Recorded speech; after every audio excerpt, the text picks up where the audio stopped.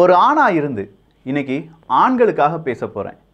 உங்கள் வீட்டில் எப்படியாவது ஒரு ஆண் அப்படிங்கிறவங்க இருப்பாங்க. கணவனா, இல்லாட்டி அப்பாவா, சகோதரனா, நண்பனா, இப்படின்னு சொல்கிற ஒரு ஆண் அப்படிங்கிறவங்க இருப்பாங்க. ஆனால் இப்போது சமகாலத்தில் இருக்கக்கூடிய ஆண்கள் அப்படிங்கிறவங்க ரொம்ப வீக்காக இருக்காங்க அப்படிங்கிறத நாம் உணர்ந்து கொள்ள வேண்டும். சூசைடெல்லாம் நம்ம எடுத்து பார்த்தா கூட ஆண்கள் பெண்கள் இதில் அதிகமாக சூசைட் பண்ணிக்கிறது ஆண்கள் தான். சூசைட் அப்படின்னாலே வீக் மென்டாலிட்டி அப்படிங்கிறது நமக்கு தெரியும். அந்த அளவுக்கு ஆண்கள் இப்போ வீக்காக இருக்கிறதுக்கான காரணம் என்ன? உதாரணத்துக்கு ஒரு சின்ன உதாரணம். ஒரு ஆண் ஒரு பெண் அப்படியே போகிறாங்க ஒரு மாலில், திடீர்னு 2 பேரும் மோதிக்கிறாங்க.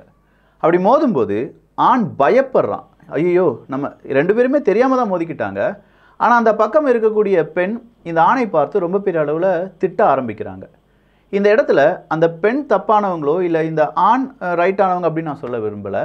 ஆனால் இந்த இடத்துல இப்போ இருக்கக்கூடிய ஆண்கள் ரொம்ப ஷையாக, ரொம்ப வீக்காக அவங்களே ஃபீல் பண்ணுறாங்க அப்படிங்கிறது தான் கள நிலவரம். நிறைய பேர் இதற்கு எகெயின்ஸ்டாக கூட கருத்துக்களை சொல்லலாம். ஆனால் ரொம்ப பெரிய அளவில் நீங்கள் ரிசர்ச் பண்ணும்போது மட்டும்தான் ஒரு ஆண் வீக்காக இருக்கான், ஒரு ஆண் சரியாக ஒரு ஆணாக இல்லை அப்படிங்கிறத உணர்ந்து கொள்ள முடியும். அதற்கான காரணம் தான் இந்த ஒரு பதிவாக இருக்க போகுது. அன்பு தமிழஞ்சங்களுக்கு தமிழ் பொக்கிஷத்தின் வணக்கங்கள்.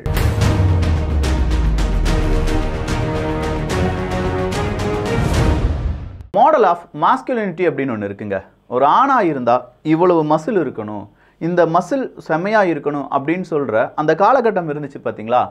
அது ஜென் எக்ஸோடி முடிஞ்சிருச்சு.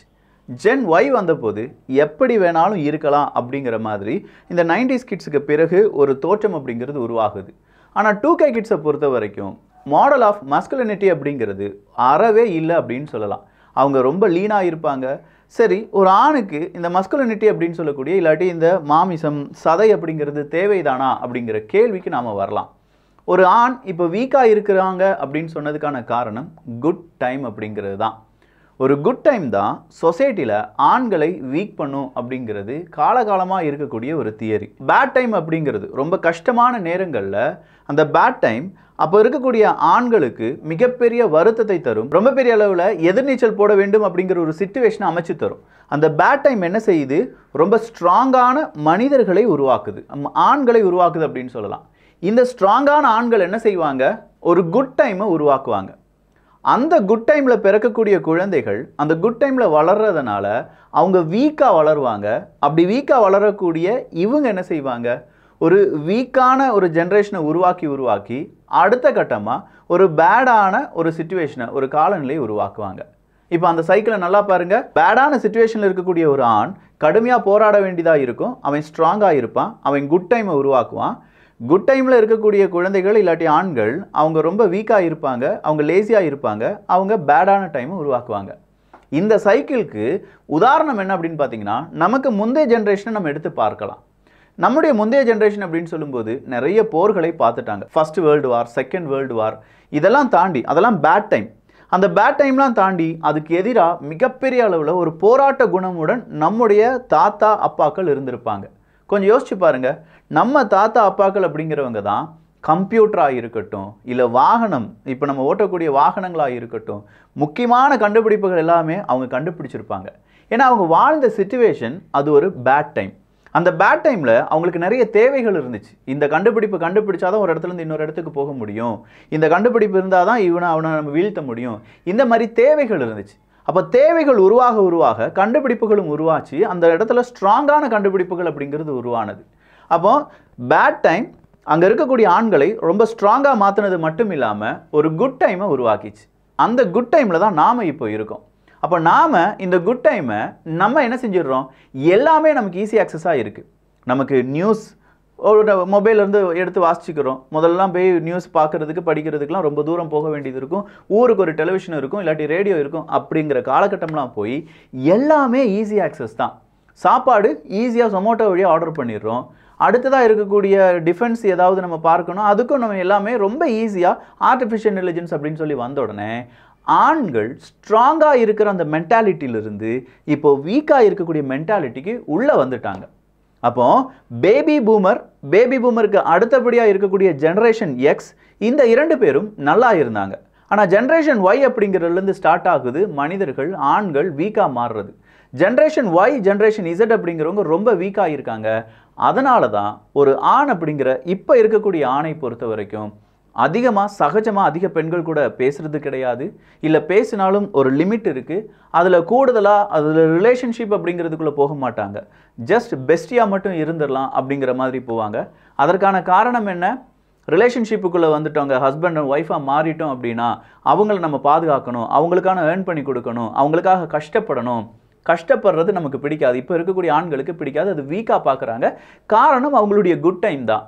அப்போ இந்த மாதிரியான சிச்சுவேஷனில் இருக்கக்கூடிய ஆண்கள் அடுத்ததாக என்ன செய்வாங்க அப்படின்னா நம்ம குழந்தைகளுக்கு ஒரு பேட் டைமை உருவாக்கி கொடுப்பாங்க. புரியுதா? அடுத்ததாக ஒரு சைக்கிள் மலரப்போகுது பார்த்தீங்களா? ஸோ உங்களுடைய குழந்தைகள் வளர்வதற்கு ரொம்ப பெரிய அளவில் கஷ்டப்படுவாங்க அப்படிங்கிறத நம்ம இன்னைக்கே புரிந்து கொள்ள வேண்டும். இப்போ இருக்கக்கூடிய ஆண்கள் என்னெல்லாம் தெரியுமா செய்கிறாங்க? ஜஸ்ட் செக்ஷுவலாக ஏதாவது ரொம்ப ரொமான்டிக்காக செக்ஷுவலாக இருக்கக்கூடிய விஷயங்களுக்கு ரொம்ப பெரிய அளவில் அடிக்டாக இருக்கும். நம்ம எல்லாருமே மொபைல் ஃபோனை பார்க்குறதா இருக்கட்டும், ரீல்ஸாக இருக்கட்டும், ஷார்ட்ஸாக இருக்கட்டும். இங்கே பெண்களை பற்றி நான் பேசவே இல்லைங்க. ஜஸ்ட் ஆண்களை பற்றி மட்டும்தான் பேசிகிட்டு இருக்கேன். இந்த மாதிரியான கண்டென்ட்டுக்கு அடிமையாகிட்டு இருக்கும் அப்படின்னு சொல்லலாம். அடுத்ததாக ஈட்டிங் ஷிட் அப்படின்னு சொல்லலாம். ஈட்டிங் ஷிட்டா என்ன வைக்க சொல்கிற அப்படின்னு கேட்டால், இல்லை என்ன அர்த்தத்தில் சொல்லியிருக்கேன்னா, இப்போ நம்ம சாப்பிட்றது நஞ்சு தான் நமக்கு தெரியும். ஃபாஸ்ட் ஃபுட்டாக இருக்கட்டும், கூல்ட்ரிங்க்ஸாக இருக்கட்டும், அது சாப்பிட்றது நஞ்சு தான் தெரியும். ஆனால் அதை எதிர்த்து நம்ம கேள்வி கேட்கவும் மாட்டோம், அதை விரும்பி சாப்பிட ஆரம்பிப்போம். அடுத்ததாக ஒரு நாள் முழுசாக கிடைச்சா கூட நம்ம அப்படியே படுத்து கிடந்து கேம் விளையாண்டுட்டு இல்லாட்டி கேமை பார்க்கக்கூடிய ஒரு மென்டாலிட்டிக்கு திரும்பிட்டு இருக்கோம். சரி, அப்போ உண்மையான ஒரு ஆண் எப்படி இருக்கணும்? அவனுடைய சூழ்நிலை இருக்குது பார்த்தீங்களா, அதை மாற்றக்கூடிய வல்லமை மிக்க ஒரு மனிதனாக இருக்கணும். ஆனால் இப்போ இருக்கக்கூடிய ஆண்கள் என்ன நடந்தாலும் சரி நம்ம அது கூடவே வாழ்ந்துட்டு போயிடலாம், நமக்கு இதுதான் கம்ஃபர்டபுளாக இருக்குது அப்படின்னு சொல்கிற அந்த கம்ஃபர்டபுள் வாழ்க்கைக்குள்ளே நுழைந்து கொண்டு இருக்கக்கூடிய ஆண்களாக மாறி வருகிறோம் என்பது தான் நிதர்சனமான உண்மை. ஆனால் இதற்கு எக்ஸாக்ட் ஆப்போசிட்டாக பெண்கள் என்ன செய்கிறாங்கன்னா, கம்ஃபர்டபுள் அப்படிங்கிறத தாண்டி இவ்வளோ நாள் அவங்களுடைய கம்ஃபர்டபுள் அப்படிங்கிற அந்த ஒரு பொசிஷனை தாண்டி அன்கம்ஃபர்டபுளாக என்னெல்லாம் இருக்குது, என்னென்ன பொசிஷன் இருக்குது, என்னென்ன கேட்டகரிஸ் இருக்குது, என்னென்ன ஜாப் இருக்குது, அதுக்குள்ளே நுழைய ஆரம்பிக்கிறாங்க. ஒரு ஆண் கண்டிப்பாக சமுதாயத்தில் ஒரு பெரிய சேஞ்சை உருவாக்கக்கூடிய வல்லமை படைத்தவனாக இருந்தான். ஆனால் இன்னைக்கு சமுதாயமே சேஞ்ச் ஆனாலும் நான் சேஞ்ச் ஆக மாட்டேன், அப்படியே தான் இருப்பேன் அப்படின்னு சொல்லக்கூடிய ஒரு மென்டாலிட்டிக்கு ஆண்கள் திரும்பி வருகிறார்கள். ஜேர்னல் ஆஃப் ஹேண்ட் தெராப்பி அப்படிங்கிற ஒரு முக்கியமான பப்ளிகேஷன் என்ன செய்கிறாங்கன்னா, ஒரு சர்வே அப்படிங்கிறது எடுக்கிறாங்க. 20லேருந்து 34 வயது இருக்கக்கூடிய ஆண்கள், இதே 20லேருந்து 34 வயது இப்போ இருக்கக்கூடிய ஆண்களையும் 1980களில் 20லேருந்து 34 வயசு இருக்கும் பார்த்தீங்களா, அவங்களையும் கம்பேர் பண்ணுற ஒரு சர்வே தான் அது. அந்த சர்வேல ஃபிசிக்கல் ஸ்ட்ரென்த் அப்படின்னு சொல்கிறது, ஆண்களுக்கு மெயினாக இருப்பதே ஃபிசிக்கல் ஸ்ட்ரென்த் தான். இந்த ஃபிசிக்கல் ஸ்ட்ரென்த் அப்படிங்கிறது 1980களில் இருந்த ஆண்களை விட இப்போது இருக்கக்கூடிய ஆண்களுக்கு 22% குறைவு அப்படின்னு சொல்லி வந்திருக்கு. 22%. அதாவது அந்த காலத்தில் 1980களில் வாழ்ந்த மனிதர்களை விட நம்ம ரொம்ப ஃபிசிக்கலாக இன்கேப்பபிளாக இருக்கோம், அந்த அளவுக்கு நம்ம ஸ்ட்ராங் இல்லை அப்படிங்கிறது தான் இது உண்மை. இதுக்கெல்லாம் காரணம் நம்மளை சுற்றி இருக்கக்கூடிய அந்த விஷயங்கள் தான். இல்லாட்டி லேப்டாப்லேருந்து இப்போ வந்திருக்கக்கூடிய டெக்னாலஜி அப்படின்னு சொன்னால் கூட நம்ம ஆண்கள் அப்படின்னு சொல்லும்போது நமக்குன்னு ஒரு மசில் அப்படிங்கிறது தேவைப்படும். 20லேருந்து 30 வயசு முடிஞ்சிருச்சுன்னு வச்சுக்கோங்களேன், ஒவ்வொரு 10 வருடமும் நம்ம மசில்ஸ் அப்படிங்கிறது இல்லாட்டி மசில் மாஸ் அப்படின்னு சொல்லுவாங்க. இந்த மசில் மாஸ் அப்படிங்கிறது கிட்டத்தட்ட 3லேருந்து 5% குறைஞ்சிக்கிட்டே இருக்கும். 3லேருந்து 5% மசில் மாஸ் குறைஞ்சு ஒரு 60-70 வயசுலாம் வரும்போது 30% மசில் மாஸ் அப்படிங்கிறது நம்முடைய உடம்புலேயே இருக்காது. அதனால தான் வயசானவங்க கீழே விழுந்துட்டாங்கன்னா உடனே அவங்களுக்கு இந்த பாண்ட் ஃப்ராக்சர் அப்படிங்கிறதும், உடனே அவங்களுக்கு எலும்பு முறிதல் அப்படிங்கிறதும், காயங்கள் அப்படிங்கிறதும் அதிகமாக ஏற்படும். ஏன்னா அதை தடுப்பதற்கான மசில் மாஸ் அப்படிங்கிறது இருக்காது. ஆனால் இது 1980களை விட 80ல் வாழ்ந்த 20லேருந்து 34 வயதானவர்களை விட இப்போ இருக்கக்கூடிய 20லேருந்து 34 வயதானவர்களுக்கு ரொம்ப கூடுதலாக மசில் மாஸ் அப்படிங்கிறது கம்மியாயிட்டே இருக்குது அப்படிங்கிற ஒரு ஆய்வு வந்திருக்கு. ஸோ நம்மளை பொறுத்த வரைக்கும் மசில் அப்படிங்கிறத பற்றியோ, எக்ஸசைஸ் அப்படிங்கிறத பற்றியோ, இல்லை கடின முயற்சி அப்படிங்கிறத பற்றியோ, கடின உழைப்பு அப்படிங்கிறத பற்றியோ யோசிப்பதே இல்லை. அதற்கான காரணம் நான் முதலே சொன்ன மாதிரி, hard time create strong men, strong men create good times, good time create weak men, weak men create hard time. இது ஒரு சைக்கிள். இந்த சைக்கிளில் இருக்கக்கூடிய ஆண்களே கொஞ்சம் உஷாராக இருந்துக்கோங்க. ரொம்ப தெளிவாக சில விஷயங்களை உங்களுக்கு நான் புரிய வச்சுருப்பேன். ஆண்மையிலிருந்து நட்பு வரை, சொசைட்டியில் சேஞ்ச் உருவாக்குறதுலேருந்து, ஒரு நல்ல ஹஸ்பண்டாக இருக்கிற வரை, ஒரு நல்ல நண்பனாக, உங்களுடைய பெண் தோழியை பாதுகாக்கக்கூடிய ஒரு பாதுகாவலன் அப்படிங்கிற அந்த ரோல், கூடுதலாக அப்பா அப்படிங்கிற ரோல். ஒரு ஆண் ரொம்ப பெரிய அளவில் இப்போ வீக்காக மாறுறதுக்கு ஒரு காரணம் லேக் ஆஃப் ஃபாதர் ஃபிகர் அப்படின்னு சொல்கிறாங்க. தந்தை அவங்க கூடவே இல்லாமல் இப்போ இருக்கக்கூடிய ஃபாஸ்ட் சொசைட்டியில் வாழ்ந்துட்டு வரும்போது தாயின் அரவணைப்போடு தான் கூடுதலாக வளர்றாங்க. இல்லாட்டி தந்தை அப்படிங்கிறவங்க இல்லாமையே ஆண் குழந்தைகள் வளருவது அப்படிங்கிறது அவங்கள வீக்காக மாற்றுது என்பது ரொம்ப ரொம்ப ரொம்ப இம்பார்ட்டண்ட்டான செய்தி. ஸோ நீங்கள் ஒரு தந்தையாக இருக்கிறீர்கள் என்றால், உங்களுக்கு ஒரு ஆண் குழந்தை இருக்கிறது என்றால், நிச்சயமாக அவனுக்கு உங்களுடைய தைரியம் தேவைப்படுது. நீங்கள் ஒரு லவ்வராக, ஒரு காதலனாக இருந்தீங்கன்னா உங்களுடைய காதலிக்கு உங்களுடைய பாதுகாப்பு தேவைப்படுது. உங்களுடைய மனைவிக்கு உங்களுடைய ஆண்மையிலிருந்து உங்களுடைய அனைத்து விதமான நன்மையும் தேவைப்படுகிறது. ஒரு மகனுக்கு, ஒரு தாயை நீங்கள் எடுத்துக்கிட்டிங்கன்னா உங்கள் மகன் நல்லா வாழணும், நோய் நொடி இல்லாமல் வாழணும் அப்படிங்கிற அந்த அன்பும் பாசமும் தேவைப்படுகிறது. இதெல்லாம் நம்ம சேஞ்ச் பண்ணணும்னா இந்த ஒரு நொடி நாம் தீர்மானிக்கணும். நாம் வீக் மென்னாக தான் இருக்கோம். அதற்கு காரணம் நமக்கு கிடைச்ச குட் டைம் தான். பட் இப்படியே இருந்தால் வரும் ஜென்ரேஷன் ரொம்ப பெரிய அளவில் பாடுபடுவாங்க. அதை சேஞ்ச் பண்ணணும். நான் ரெடி ஆகிட்டேன். என்னுடைய குழந்தைகளுக்கு, என்னுடைய மனைவிக்கு, என்னை சுற்றி இருக்கக்கூடிய எல்லாருக்குமே நான் ரொம்ப பெரிய அளவில் ஸ்ட்ராங் அப்படிங்கிறத நிரூபிப்பதற்கான அந்த ஒரு முயற்சியில் நானே ஈடுபட போகிறேன். பொது ஆண்களுக்கு யாருடைய கைதட்டலும், யாருடைய சிபாரிசும் இல்லை யாருடைய பாராட்டும் தேவை இருக்காது. அவங்களுக்கு அவங்க வேலையை செஞ்சுக்கிட்டே இருப்பாங்க, என்ன நடந்தாலும் சரி. அதே மாதிரி என் வேலையை நான் செய்ய போகிறேன்.